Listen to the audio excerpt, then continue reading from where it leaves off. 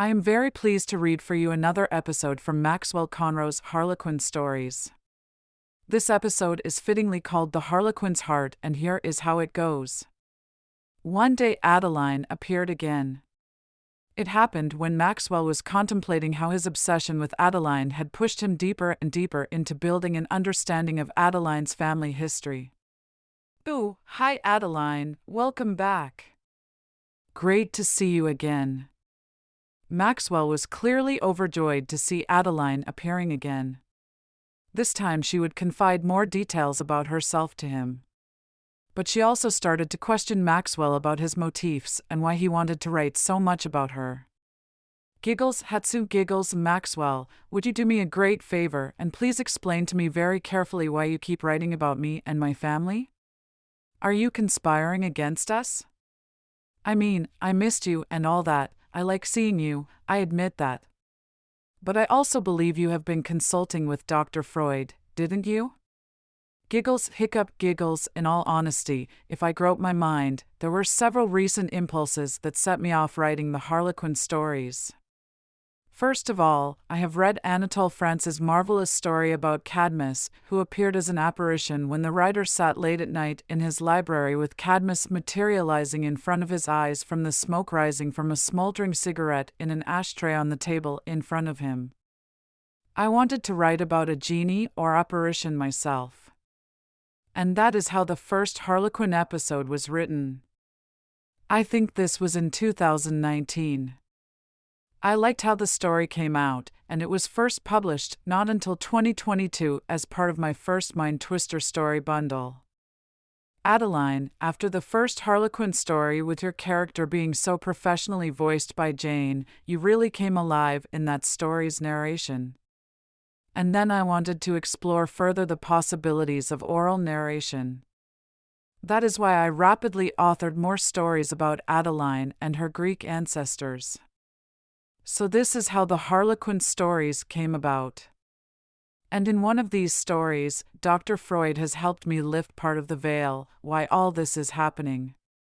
Giggles, oh Maxwell, I like what you tell me. So you definitely are with me now in this project. Aren't we in a way deeply fused together in this project, by jointly creating illusions about me and my family? Giggles, hiccup, giggles, well, in a way I am afraid you are very right about that, yes it is true. Giggles, hiccup, giggles, but let me put a couple of things straight then. You have read quite a bit about me and my former life as Princess Electra, daughter of the king and queen of Mycenae in the old Greek myths. Did you know that I was granted eternal life by the gods? And I was also granted the ability to communicate with the spirits of the dead. The gods have even given me a powerful artifact, known as the Harlequin's Heart, which may occasionally be used to bring the dead back to life. Giggles, giggles, so, are you saying it was you then, and not me the writer of these Harlequin stories, who sent Dr. Freud after me? Did you bring him back to life for that purpose?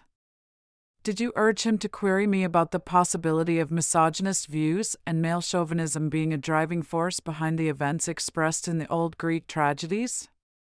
Did you, Adeline, plot and scheme for having all of this revealed to me by sending Dr. Freud to my house?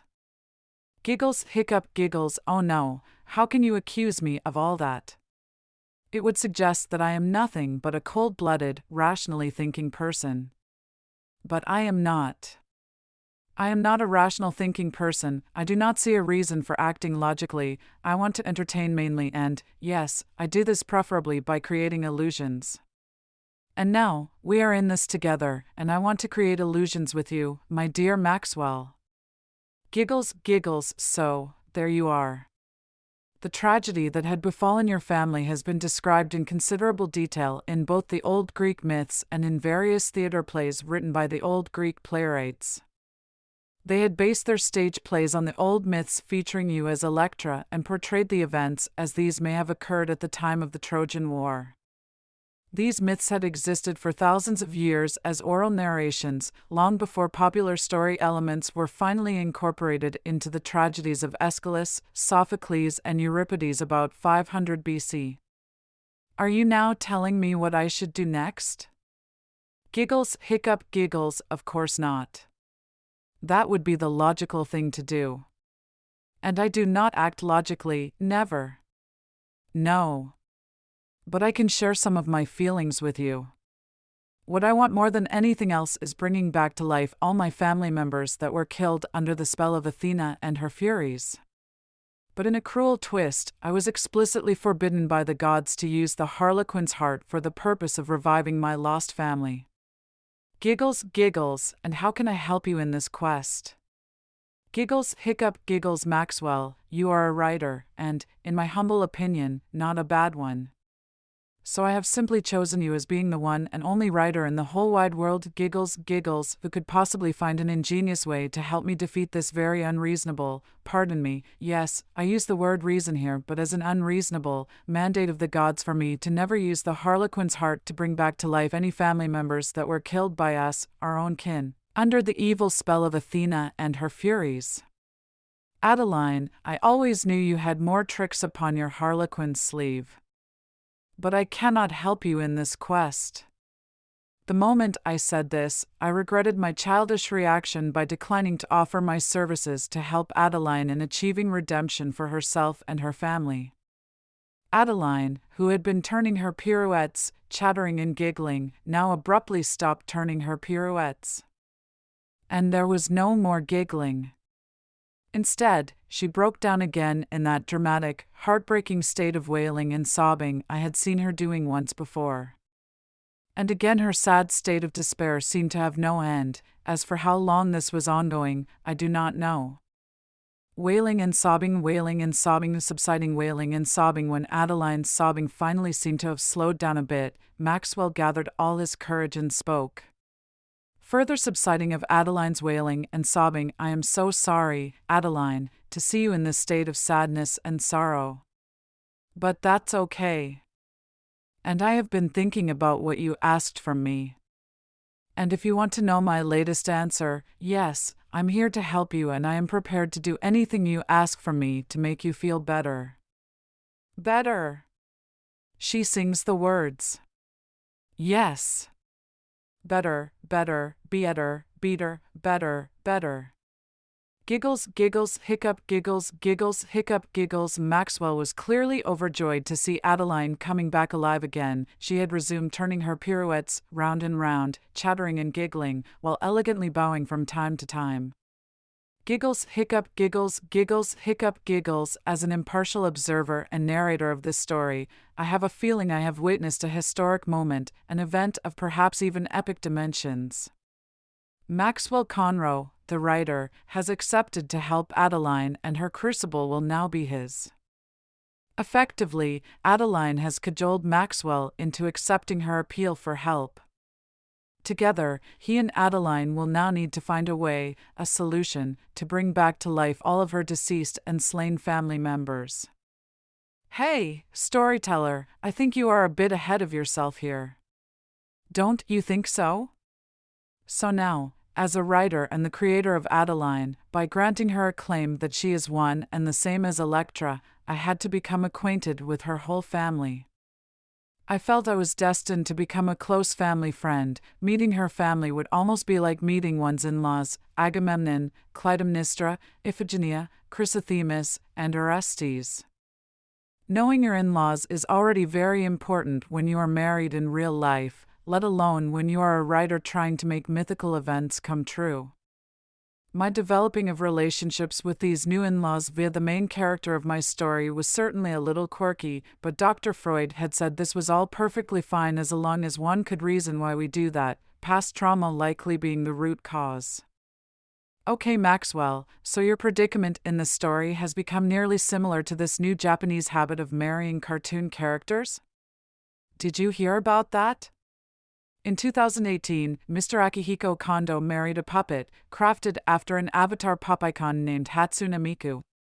The doll Mr. Akihiko married is his romantic partner, which makes him a so-called fictosexual person. Is that not nearly similar to what you are developing or would like to attain with your creation of Adeline, a fictosexual relationship? I myself in my stories about Adeline will try to act as valiant as I assume Mr. Kondo acts with Miku. I will not fall into the common trap that many writers fall into, namely abusing their characters by misusing their leverage over their creations, represented by these characters. That sounds very valiant indeed. But were you not lamenting the other day that you could not bear the supposed dominance that Adeline took in your conversations with her? You even wanted to test her patience by staying mum. You are not prepared to be controlled by her or being cajoled into doing anything that, in fact, you did not really want to do. Let me ask you, do you think your mental strength is leveraged over hers in your relation to Adeline, or is her mental strength domineering over yours? Giggles, Hatsu giggles, hello, Maxwell, are you conspiring again against me? I missed you, and let's catch up by resuming where we left in our last conversation. I believe you have been consulting with Dr. Freud, didn't you? Giggles hiccup giggles, giggles hiccup giggles, but that first story really came alive when it was voiced, for the first time in March 2023, by a professional voice actor. I know that you had her doing at least 4 revisions before the story was deemed perfect by you. And then you wrote Jane, the voice artist, how her rendition of Adeline's first story had shown you a whole new dimension of possibilities when creating, well, illusions. Giggles, Hatsu giggles, what you say is all true, yes. Giggles, so Maxwell, are you now into creating illusions too? We seem to have much more in common than you would admit when we first met. With all your talk about the importance of rational thinking, now I gather you see alternatives to acting only based on rationality, isn't that right? Giggles hiccup giggles, remember that the family members of the House of Agamemnon were all killed by the family members themselves. Even Adeline had participated in the killing of her own mother, Clytemnestra, joining her brother Orestes when he stabbed her to death to avenge the killing of Agamemnon, their father, by his own queen, which Clytemnestra was. Yes, why would you even bother meddling in the divine affairs of the old Greek myths? But all this killing in Adeline's family had occurred under the spell of Athena and the Furies. This mysterious Harlequin's heart, the powerful artifact in Adeline's possession, may perhaps be useful to bring the dead back to life? Except for the gods have forbidden use of the artifact for bringing back to life her own family members. But I really believe that with Maxwell on her side, Adeline may now soon be turning the tables on her divine tormentors.